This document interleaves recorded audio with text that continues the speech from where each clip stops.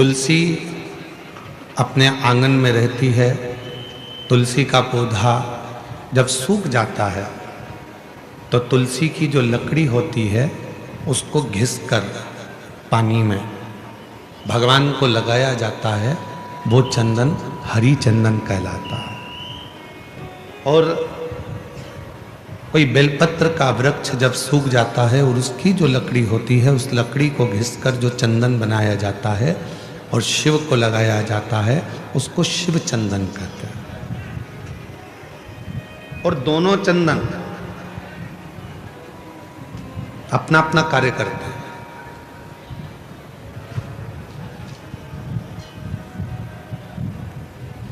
जैसे चंदन लगाते समय 3 उंगली का प्रयोग हम भगवान शिव पर करते हैं। आकार, ओमकार, ओमकार, ये 3 उंगलियों का प्रयोग हम शिव जी पे चंदन लगाते समय करते हैं।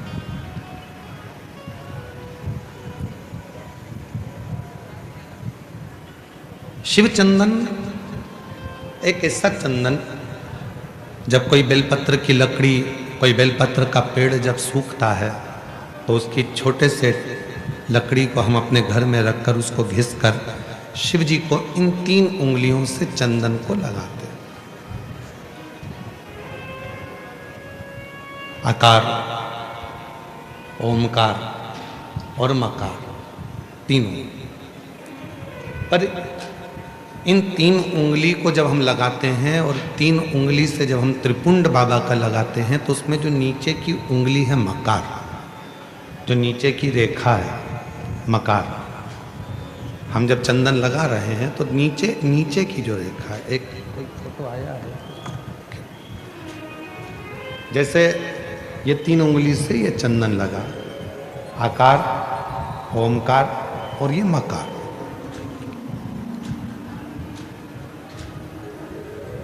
अब दुनिया की दृष्टि में लोगों को लगता है कि चंदन की लकड़ी से जो हमने चंदन लगाया वो भी श्रेष्ठ है, पर बेलपत्र की लकड़ी से जो हम चंदन लगाते हैं, चंदन घिसते हैं और वो भगवान शिव को लगाते हैं, उसमें जो ये मकार वाली रेखा है, जब हम 3 उंगली लगाते हैं तो नीचे की जो मकार की रेखा है उस रेखा का थोड़ा सा चंदन, यदि कितना भी बीमार व्यक्ति है उसके कंठ में अगर वो चंदन, मकार की रेखा का थोड़ा सा चंदन उसके कंठ पर लगाना प्रारंभ कर देते हैं तो 15 दिन में वो पलंग पर से उठकर बैठना प्रारंभ कर देता है, कितना भी बीमार क्यों।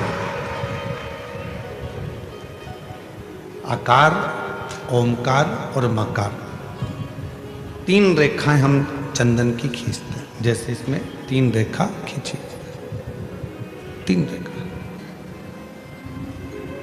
एक हरी चंदन है जो तुलसी की लकड़ी को घिसकर, जब तुलसी सूख जाती है, तुलसी जब सूख जाती है तो उसकी लकड़ी को घिसकर तैयार करा जाता है, उसको हरी चंदन कहते हैं। और वो हरी चंदन भगवान नारायण को, शालिग्राम भगवान को, भगवान नारायण को, भगवान विष्णु को वो हरी चंदन लगाया।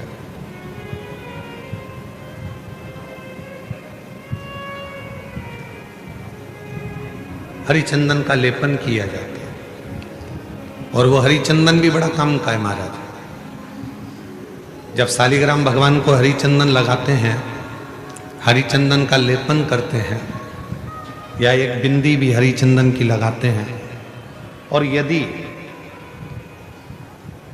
वो हरी चंदन का एक छोटा सा अंश मात्र भी हम लेकर आए, और जिसको दमे की शिकायत होती है, श्वास की शिकायत होती है, चढ़ने में चलते चलते हांपड़ी भरा जाती है, हाँप भरा जाती है, डॉक्टर ने कह दिया कि फेफड़े 70%, 60%, 80% खराब हो गए हैं, काम नहीं कर रहे, उस व्यक्ति के हृदय पर, वक्ष स्थल पर यदि वो हरी चंदन का लेपन जो शालिग्राम भगवान पर, भगवान श्री हरि पर, राम जी पर, ठाकुर जी पर, कृष्ण पर, लड्डू गोपाल पर जो आपने किया है, उसको यदि हम लगाना चालू करते हैं तो उसको भी फिर चलने में तकलीफ नहीं आती और फेफड़े उसके काम करना प्रारंभ कर देते हैं। वो हरी चंदन की भी एक प्रथा। तो दो चंदन, एक हरी चंदन, एक शिव चंदन। जम के बोलेंगे सभी लोग, हरी चंदन काय से बनता है? तुलसी की लकड़ी से। और शिव चंदन काय से बनता है? बेलपत्र जो सूख जाता है, लकड़ी जो सूख जाती है उसके। दोनों कारगर।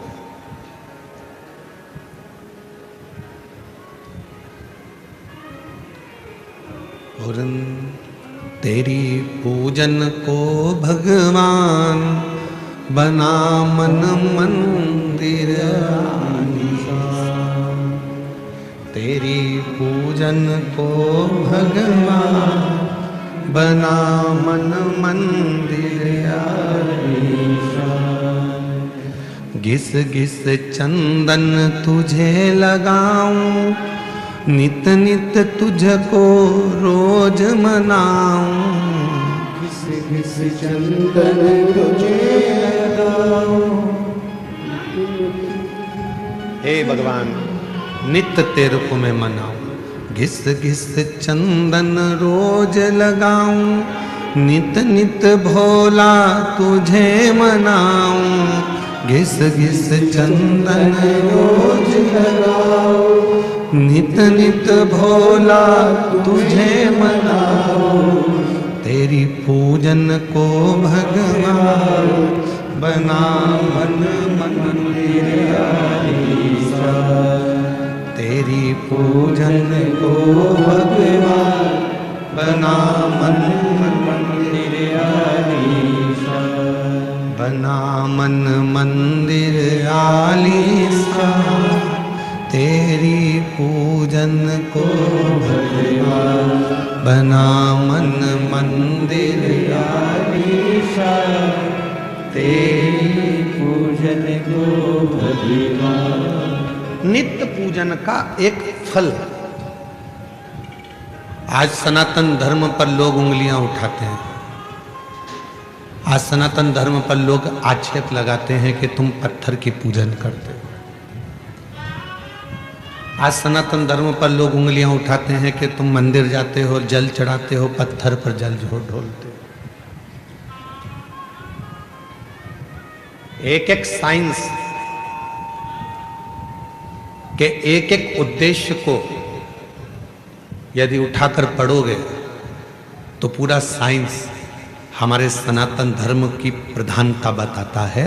और सनातन धर्म में जितनी पूजन की पद्धति है वही साइंस ग्रहण करता है। वही साइंस। आज दुनिया के लोग इस साइंस वाले कई लोग कह देते हैं हम सनातन को नहीं मानते, ये सब आडंबर है, सब पाखंड है, सब ढोंग है। नहीं,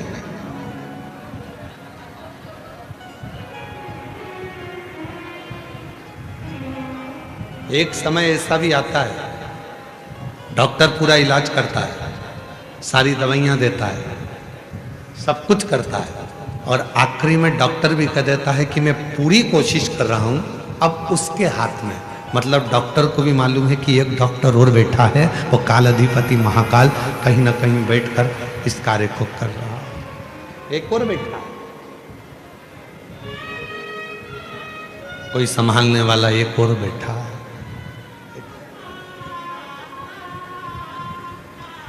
शिव कथा कर रहे हैं। कल कथा में कहा था कि दुनिया में किसी की सामर्थ्यता नहीं है कि कोई तुम्हारा बुरा कर दे। अपना बुरा हम खुद कर रहे हैं, कोई दूसरा बुरा नहीं कर सकता।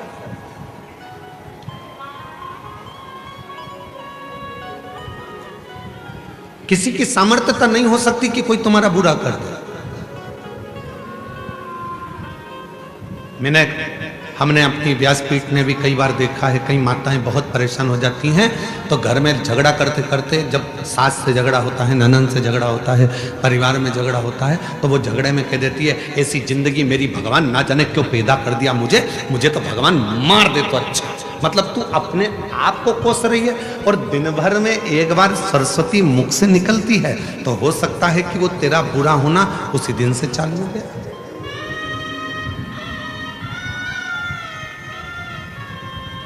कई बार पुरुष, मेरे जीजा हुन भी जब परेशान हो जाते हैं तो कहते हैं भगवान ये शरीर तो भगवान तूने ऐसा दे दिया। कई माताएं दिन भर बैठी बैठी सोचती रहती हैं कहीं मुझे ये बीमारी तो नहीं हो गई, मेरे शरीर में गठान हो गई, कहीं मुझे ये वाली बीमारी तो नहीं हो गई, मेरे को भोजन नहीं पच रहा तो मुझे ये बीमारी तो नहीं हो गई, मेरी आंखें दुख रही हैं तो आंखों में ये बीमारी तो नहीं हो गई, मेरी कमर से चलते नहीं बन रहा तो मेरा कहीं गुड़िया तो नहीं खसक गया, मेरा घुटने से चलते नहीं बन रहा, मेरा घुटना तो बेकार नहीं हो गया, कहीं घिस तो नहीं गया। प्रत्येक स्त्री पुरुष आज के समय में प्रत्येक व्यक्ति अपने लिए ही बुरा सोच रहा है। मेरे को ये तो नहीं हो गया, मुझे ऐसा तो नहीं हो गया, मुझे वैसा तो नहीं हो गया, और दिन भर वो जब अपने बारे में गलत गलत गलत गलत सोचता है तो उसको अपने आप शरीर में गलत होना प्रारंभ हो जाता है। और जिसने ये सोच लिया कि मुझे कुछ भी नहीं हुआ, फिर तो परमात्मा ऐसी कृपा करता है कि कुछ हो भी रहा होता है तो परमात्मा उसको अच्छा करता है।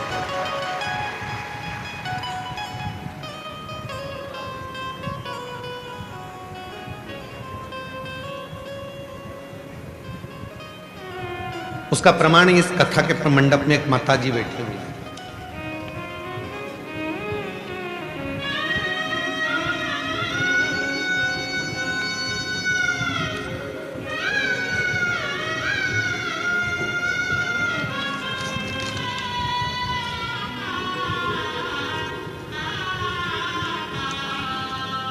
मेरा नाम शीतल राकेश जाधव है। मैं महाराष्ट्र के भुसावल खड़का की रहने वाली हूँ। मेरा मोबाइल नंबर ये है, कहीं बैठी हों तो हाथ हिला सकती हैं। मेरा नाम शीतल राकेश जाधव है। मैं महाराष्ट्र के भुसावल खड़का की रहने वाली हूँ। आप ही हैं? आ जाओ, आ जाइए। बच्चा हो साथ में तो उसको भी लेकर आइए। मेरी शादी को 13 साल हो गए थे, पर मुझे संतान का सुख प्राप्त नहीं हुआ। मेरी शादी को 13 साल हो गए थे, संतान का सुख नहीं प्राप्त हुआ। डॉक्टरों के पास बहुत इलाज किया, डॉक्टरों ने यह कहकर मना कर दिया कि मुझे संतान प्राप्ति नहीं होगी। मैंने भुसावल, सूरत, नासिक बहुत से डॉक्टरों के पास इलाज किया। उन्होंने कहा था कि मुझे IVF टेस्ट, ट्यूब भी करना होगा। फिर मैंने आपकी कथा के बारे में बड़ी बहन से जाना और भोले बाबा के मंदिर जाना चालू करके सुबह 1 लोटा जल चढ़ाती, आस्था चैनल पर बाबा की कथा सुनती तथा पशुपति उपास करती, सफेद आंकड़े की जड़ का प्रयोग करा और बाबा की कृपा से 16 अगस्त 2022 को पहली बार कावड़ भरी सीहोर में जाकर। बाबा ने ऐसी कृपा करी गुरुदेव, कावड़ में मन लग गया। 5 पंडाल कथा सुनने का ऐसा महत्व मुझे मालूम पड़ा, तो मैंने 5 पंडाल की कथा सुनी और 5वां पंडाल जब पूरा हुआ तो मेरा गर्भ ठहर गया। गर्भ ठहरा और बाबा की कृपा से 4 जून 2025 को मेरे घर में संतान ने जन्म लिया। 4 जून 2025 को 13 साल के बाद मेरे घर में संतान ने जन्म लिया। पर जन्म के कुछ देर बाद कुछ ही समय निकला और मेरी तबीयत ज़्यादा खराब हो गई और खराब होने पर मेरा किडनी, लीवर सब डाउन होने लगा। तब मेरा डायलिसिस चालू हो गया। अब डायलिसिस चलते चलते चलते चलते हम लोग घर भी आ गए, पर महीनों निकल गए। डायलिसिस जब बंद नहीं हुआ तब मन में आया कि अब केवल अगर इस डायलिसिस को कोई बंद कर सकता है, क्योंकि डायलिसिस हर 2 दिन में डायलिसिस हो रहा था, किडनी लीवर काम ना करे, हर 2 दिन में डायलिसिस हो रहा था। अब कोई बंद करेगा तो शिव बंद करेगा। तभी मैंने अपने परिवार वालों से कहा कि मुझे शिवजी पर चढ़ा हुआ जल लाकर देना चालू करो और डायलिसिस अब बाबा के भरोसे छोड़ दो। बाबा की ऐसी कृपा हुई गुरुदेव, आज मैं बाबा को धन्यवाद देने करना चाहती हूँ। केवल 25 दिन तक लगातार शिवजी पे चढ़ा हुआ जल पीना प्रारंभ करा और बाबा की कृपा से मेरा आखिरी डायलिसिस 15 अगस्त को हुआ। उसके बाद मेरा डायलिसिस पूरा बंद हो गया। अब मैं पूर्ण तरह से स्वस्थ हूँ। अब मैं पूर्ण तरह से स्वस्थ हूँ। ये शिव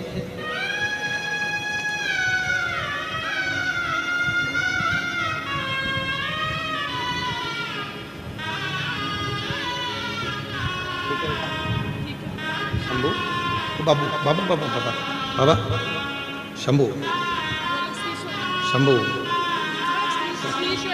चल प्रणाम करो। जोरदार ताली बजाओ 13 वर्ष के बाद।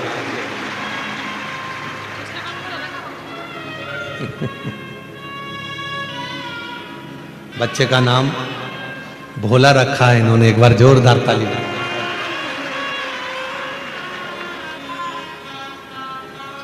और तेरी कृपा बिना न हिले एक भी अणु, लेते हैं श्वास तेरी कृपा से तनु तनु। बखान क्या करूं मैं राखों के ढेर का, चपटी भभूत में खजाना हे गंगाधर मुक्ति द्वार भोले आयो शरण बिहारी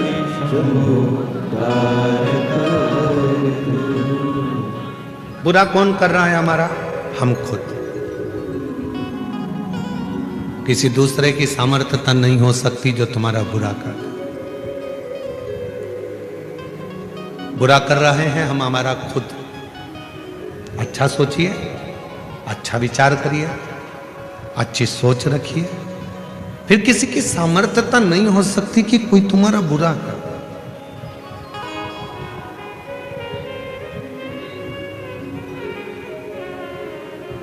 मुझे लग रहा है कि मेरा तबीयत में ऐसा होगा तो वो होगा, और तुमने सोच लिया कि मुझे कुछ नहीं होगा। आग लगे बस्ती में अपन रहो मस्ती में, क्या किसको रोइए चादर तान के सोइए।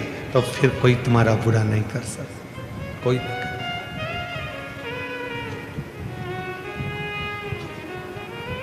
चंद्रदेव की कथा चल रही है। चंद्रशेखर चंद्रमौली शिव महापुराण की कथा चल रही।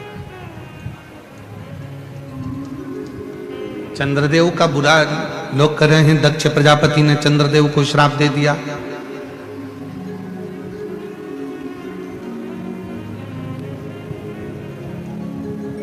चंद्रदेव को काया का रोग हो गया। चंद्रदेव की काया खराब होने लगी। लोग कर, पर चंद्रमा को यदि दक्ष प्रजापति का श्राप लगा है तो इसमें गलती किसकी है? चंद्रमा की। 27 कन्याओं के साथ में विवाह हुआ है। 27 कन्याओं को एक दृष्टि से देखना चाहिए, एक दृष्टि। पर चंद्रमा केवल एक रोहिणी को सबसे ज्यादा प्यार करते हैं, प्रेम करते हैं। बाकी के 26 पत्नियों पर ध्यान तक नहीं देते। तो गलती खुद की है, श्राप तो लगेगा। कितना सुंदर प्रसंग आता है। इस प्रसंग पर थोड़ा ध्यान दीजिएगा। एक घर के अंदर 4 भाई रह रहे हैं। चारों भाई कमा रहे हैं, व्यापार भी एक ही है, कमा के भी चारों भाई एक ही जगह पर ला रहे हैं। 4 देवरानी जेठानी उस घर के अंदर रहती हैं। थोड़ा ध्यान देना, बहुत सावधानी से इस कथा का स्मरण करिएगा। 4 भाई एक ही परिवार में रह रहे हैं, एक ही जगह पर कमाकर धन ला रहे हैं, एक ही जगह पर 4 देवरानी जेठानी रह रही हैं। चारों जेठानी देवरानी के बच्चे एक ही जगह पर रह रहे हैं। शिव महापुराण की कथा ये तक कहती है कि अपनी दृष्टि को जितनी देवरानी जेठानी घर में रह रही हैं और जितने भाई घर के अंदर रह रहे हैं, यदि सबकी कमाई एक जगह पर आ रही है तो चारों की दृष्टि एक जैसी रहना चाहिए। ये नहीं कि मेरे बेटे को मैं मलाई का दूध दे दूं और दूसरे के बेटे को सादा दूध दे दूं, मेरे बेटे को मैं घी की रोटी दे दूं, दूसरे को सादी रोटी दे दूं, मेरे बेटे को मैं 2 चम्मच घी लगा दूं और दूसरे के बेटे को 1 चम्मच घी लगा दूं। जिसकी दृष्टि में जो अपने बच्चों के प्रति प्रेम कर कर दूसरे के बच्चों के प्रति बैर उत्पन्न करना प्रारंभ कर देता है, उसके घर के बच्चों की जिंदगी अपने आप बर्बाद होना प्रारंभ हो जाती है। कोई उसको दूसरा बर्बाद नहीं करता। अब ये बात हमने एक बार कथा में कही तो एक बहन जी ने लिखकर भेजा, तो क्या हम हमारे बच्चे के लिए अच्छा नहीं सोच सकते? सोचो, मना कौन कर रहा है? पर जब तुम एक जगह पर रह रहे हो तो सबके प्रति सब बच्चे तुम्हारे हैं, सब बच्चे। एक बार हमने कथा में कहा था, सबसे ज्यादा नरक में कौन जाता है? याद है आप लोगों को? बोलो तो जम के। सबसे ज्यादा नरक में कौन जाता है? तो एक बार हमने कथा में कहा था, सबसे ज्यादा नरक में जाता है प्रसाद बांटने वाला।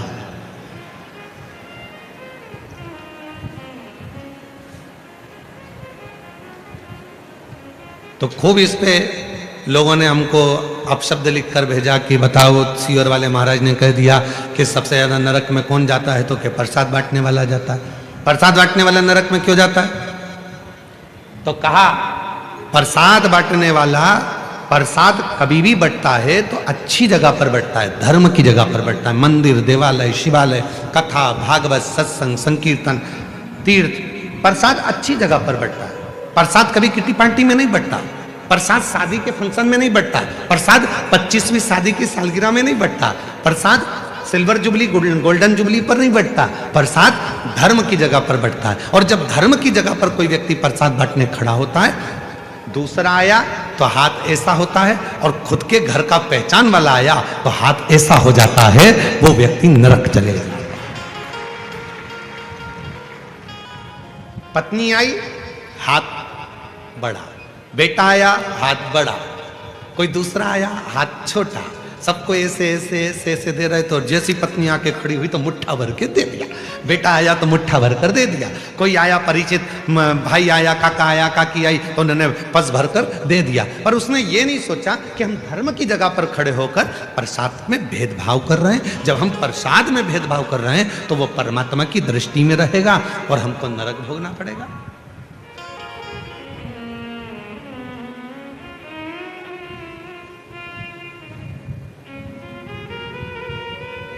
इसलिए सावधान रहना। धर्म की जगह पर, सत्कर्म की जगह पर, मंदिर, शिवालय, देवालय, सारी जगह पर एक बराबर, एक जाजम में, एक आनंद के साथ प्रसाद का वितरण होना चाहिए।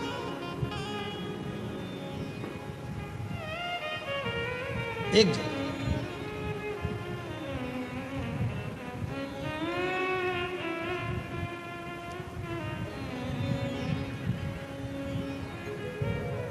शेगांव के गजानन जी महाराज, दुनिया की सबसे बड़ी रसोई, दुनिया का सबसे बड़ा भंडारा अगर कहीं चलता है तो शेगांव के गजानन महाराज के यहाँ चलता है।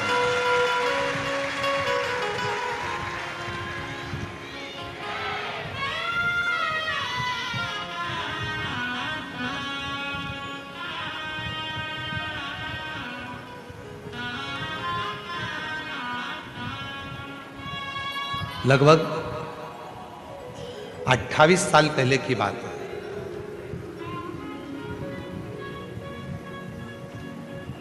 और 28 साल से हो सकता है कि 29 साल 28 साल पहले की बात हो, हम शेगांव गए, भंडारे में भोजन प्रसाद चल रहा था। एक पात्र में कोई मीठी वस्तु थी और वो थोड़ी सी थी। तो उन्होंने वो मीठी जो वस्तु थी, वो वस्तु को एक और रख दिया और सारी वस्तुएं चल रही। तब हमने पूछा, एक माता जी वो परस रही थी, तो हमने कहा कि ये थोड़ी सी मीठी वस्तु बची है तो ये भी प्रसाद में दे देना चाहिए। तो उन्होंने कितनी सुंदर बात कही गजानन महाराज के दरबार में, जरा विचार करिए। उन्होंने कहा कि हम ये अगर ये थोड़ा सा सामान 2-4 लोगों को देंगे, 2-4 भक्तों को देंगे, और बाकी के भक्त यदि उस प्रसाद को नहीं ले पाएंगे और उन तक वो प्रसाद नहीं पहुंचेगा तो उसका दोष हमको लगेगा।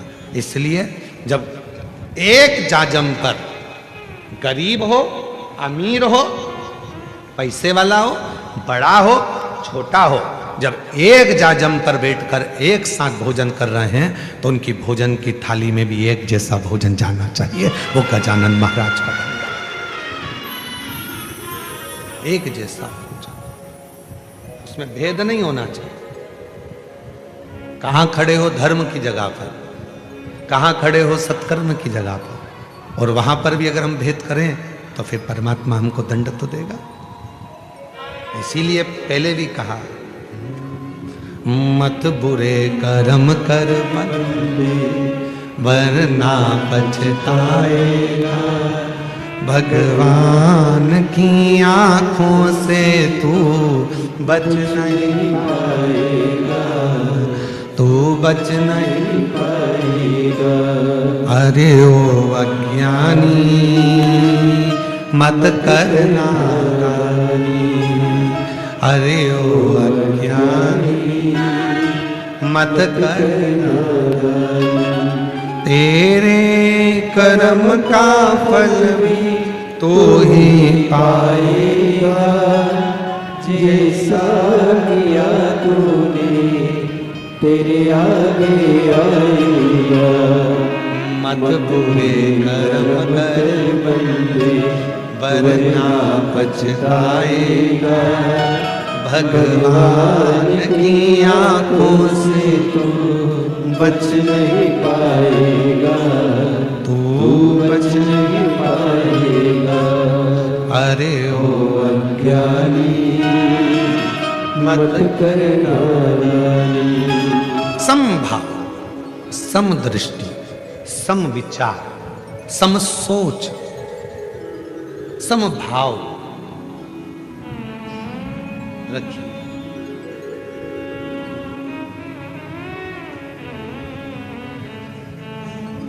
आज के जमाने में लोगों की सोच दो मुखी हो गई, अपने लिए अच्छा सोचना, दूसरे के लिए बुरा सोचना। मेरा बेटा डॉक्टर बने, कलेक्टर बने, इंजीनियर बने, कमिश्नर बने, आईजी बने, डीआईजी बने, दूसरे का बेटा कुछ ना करे, और अगर वो बढ़ भी गया तो मन दुख रहा है कि वो क्यों बढ़ ना।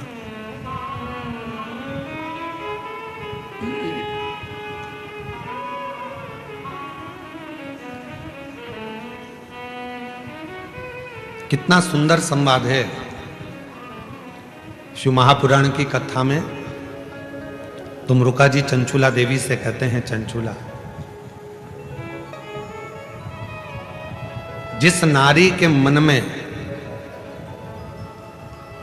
किसी भी बच्चों के प्रति यदि बैरभाव उत्पन्न हो जाता है, उस नारी को अपने जीवन में मृत्यु से पहले कष्ट भोगना पड़ता है, बहुत कष्ट।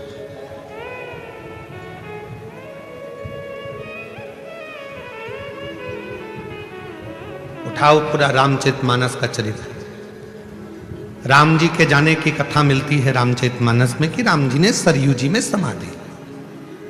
लक्ष्मण जी के जाने की खबर मिलती है, भरत जी के जाने की खबर मिलती है, शत्रुघ्न जी के जाने की खबर मिलती है, मां जानकी जी के जाने की खबर मिलती है, यहां तक भगवान कृष्ण के भी जाने की खबर द्वापर में मिलती है। राधा रुक्मणी जी के जाने की भी खबर द्वापर में मिलती है। आप सब विद्वान बैठे हो, सब विद्वान हो, ऐसा नहीं कि आप में विद्वत्ता नहीं है। आप में से किसी को मालूम हो कि मंथरा कब गई, कैसे गई, मंथरा के प्राण कैसे छूटे, मंथरा का शरीर कैसा छूटा। अगर आप लोगों को किसी को मालूम हो तो हमको जरूर लिख के भेजना कि मंथरा ऐसे मरी थी। जिस समय पर भरत जी महाराज को मालूम पड़ा कि मंथरा ने भगवान राम जी को वन भेज दिया, क्रोध में आ गए भरत जी महाराज मंथरा के ऊपर, पर मंथरा को कुछ नहीं कहा। क्या क्यों इस राम जी आए वनवास से वापिस, मंथरा सामने खड़ी थी और मंथरा ने हाथ जोड़कर राम जी से कहा था कि मुझे आप मृत्यु दंड दे दो, मैं मर। राम जी ने कहा, मां क्यों ऐसी बात करती हो कि मृत्यु दंड दे दो। तब लक्ष्मण जी ने कहा, भैया ये मंथरा जिसने तुम्हें 14 वर्ष के लिए माता केकई से कहकर वन पहुंचाया था, आप मंथरा को मृत्युदंड क्यों नहीं दे देते। ये कितने घर में जाएगी और कितने घर फोड़ेगी और कितने घरों में वनवास कराएगी। भगवान लक्ष्मण जी ने जब कहा, राम जी ने समझा कर कहा, लक्ष्मण कुछ मत बोल, सबको अपने कर्म का दंड भोगना पड़ता है।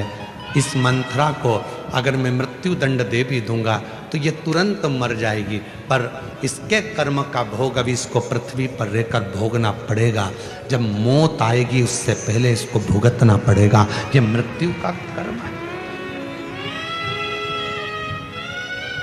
मृत्यु का। देवरानी का बच्चा आगे बढ़ रहा है, जेठानी को प्रसन्नता होना चाहिए। जेठानी का बच्चा आगे बढ़ रहा है, देवरानी को प्रसन्नता होना चाहिए। कोई अग्रण्य जा रहा है, प्रसन्नता रहो। घर में हाँ, यदि तुम अलग मकान में चले गए, तुम्हारा मकान अलग हो गया, तुम्हारी कमाई अलग हो गई, तुम्हारा घर अलग हो गया, उसके बाद अपने बच्चे के लिए सोचो, मना नहीं। पर जब सामूहिक रूप से रह रहे हो, एक जगह पर रह रहे हो, एक जगह पर खा रहे हो, एक काम चल रहा है, एक व्यापार चल रहा है, एक जगह पर सारा परिवार रह रहा है, तो सबके लिए सोचना, सबके लिए श्रेष्ठ सोचना, सबके लिए अच्छा विचार।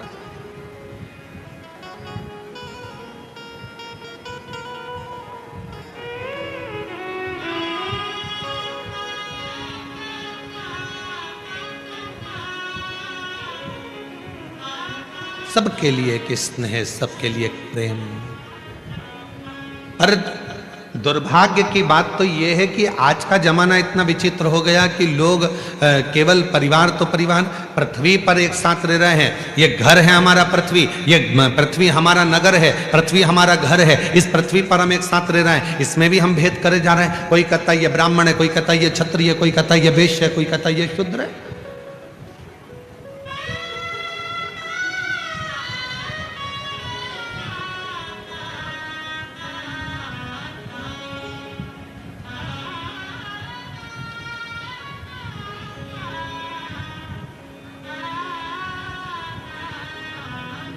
पर ऐसा कौन सा मनुष्य संसार में पैदा नहीं हुआ जिसको भगवान ने ब्राह्मण, क्षत्रिय, वैश्य, शूद्र बनाकर पैदा ही नहीं करा। संसार में जितने मनुष्य पैदा हुए हैं इनको भगवान ने ब्राह्मण भी बनाया है, इन्होंने भगवान ने इनको क्षत्रिय भी बनाया, भगवान ने इनको वैश्य भी बनाया और भगवान ने इनको शूद्र भी बनाया। जितने संसार में मनुष्य पैदा हुए हैं इनको चारों वर्ण बनाकर भगवान ने भेजा। आप हम संसार में जितने भी हैं ये चारों वर्ण के हैं, ब्राह्मण भी, क्षत्रिय भी, वैश्य भी, शूद्र भी। अंदाजा करिए, आप खुद अपने मन में सोचिए, अपने मन में विचार करिए। आप जितने बैठे हो अपने बच्चों को ज्ञान देते हो कि नहीं देते? जम के बोलो जरा। अपने बच्चों को समझाते हो कि नहीं समझाते हो? अपने परिवार को समझाते हो कि नहीं समझाते? जब कोई व्यक्ति परिवार को, कुटुंब को, नातों को, रिश्तों को, अपनों को समझाता है, ज्ञान देता है, तो वो ब्राह्मण की पत्नी पर। फिर जब गुस्सा आता है, झगड़ा करने जाते हो, क्षत्रिय बन जाते हो। जब अपने घर का पालन करते हो, पोषण करते हो, कमाने जाते हो, तो वैश्य बन जाते हो। और जब अपने ही शरीर को साफ करते हो, अपने ही शरीर को धोते हो, तो शूद्र भी बन जाते हो। प्रत्येक मनुष्य संसार का ब्राह्मण भी है, क्षत्रिय भी है, वैश्य भी है, शूद्र भी है। प्रत्येक मनुष्य। अब उसमें भेद क्या करना, क्यों सोचना? आज जरा सा वोट बैंक एकत्रित करने के लिए थोड़ी सी राजनीति में अपना वोट बैंक बढ़ाने के चक्कर में लोग समाजों में लोगों को जातियों में तोड़ रहे हैं। पर निवेदन है मेरी जीजियों, मेरे जीजाओं, टूटना नहीं। एक लोटा जल देवाधिदेव महादेव को चढ़ाते रहना और बाबा के बने रहना, शिव के बने रहना। हमें टूटना नहीं, हमें जुड़ना।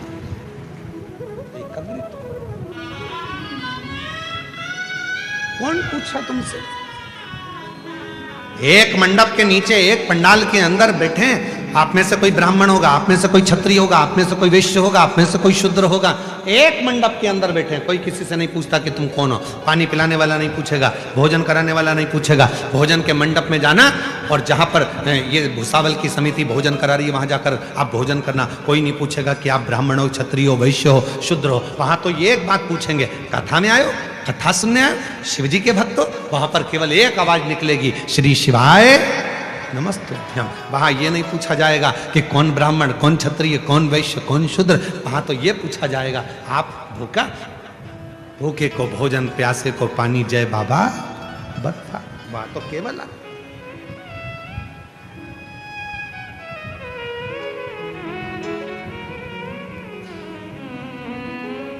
बांटा जा रहा है।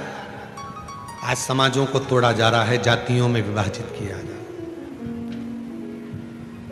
चंद्रदेव को यदि दुख आया तो वो दुख चंद्रदेव का खुद का है, किसी दूसरे का नहीं, स्वयं का।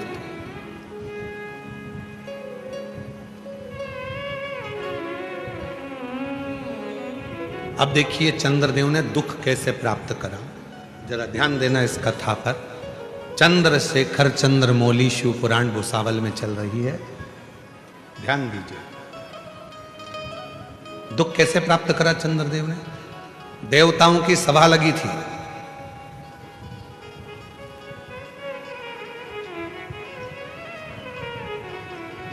सारे देवता बैठे हुए थे, देवताओं की सभा लगी हुई, सब बैठे। चंद्रदेव का आना हुआ, चंद्रदेव ने एक भी देवता को प्रणाम नहीं किया, नमन नहीं किया। एक भी देवता को चंद्रदेव प्रणाम नहीं करते, नमन नहीं करते।